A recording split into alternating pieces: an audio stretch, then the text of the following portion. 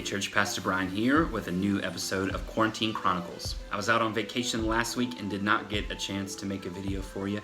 So I wanted to give you a quick update on where things stand with the church and regathering. I've had a few questions as to why we haven't chosen to regather so far, so I thought I would just take a minute to address that question and give you a little bit more understanding as to the why behind our decisions so far. First of all, we talked about outdoor gatherings, but for a number of reasons, including the layout of the parking lot, the limited grass space, the inability to use restroom facilities, the inability to live stream that gathering, plus having to cart all of our AV equipment outdoors and back indoors with the unknown of weather. It is raining right now. All of those things combined made us feel like outdoor gatherings just were not going to be a feasible option for us right now. Secondly, even though we were technically given the green light under the governor's order in phase 2 to regather, we feel like right now is just not the wisest time to regather. When you look at what was allowed to open and what wasn't, groups that are similar or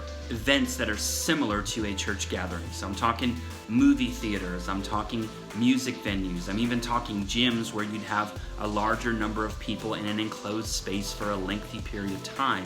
None of those types of things are allowed to open yet. And so even though we are exempted as a religious institution, we still fall under the category of that kind of mass gathering. And so we felt like it wasn't the wisest thing to go ahead and regather when the state didn't give permission for those other types of events to go ahead and regather either. So where does that leave us? Well, the governor has a press conference scheduled for early next week, and they will be addressing the issues of phase 3, whether or not that's going to happen. As you know, cases of COVID-19 are continuing to rise in our state, and so we're going to wait. We're going to wait and see what the press conference reveals.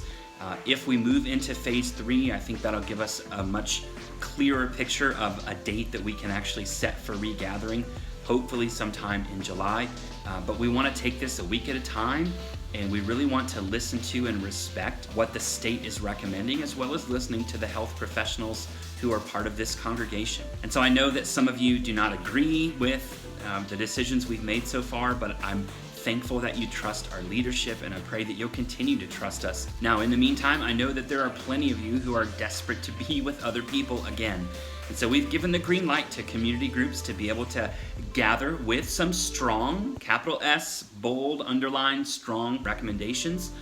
Those groups are free to be able to meet, turn on YouTube, and do that worship gathering together. If you're not in a group, you could gather with some friends, and again, with procedures and protocols in place, be able to worship together and almost have home churches for the near future until we are able to gather physically in the room again. So it's a wait and see period, folks. Trust me, there's no one who wants to regather more than I do.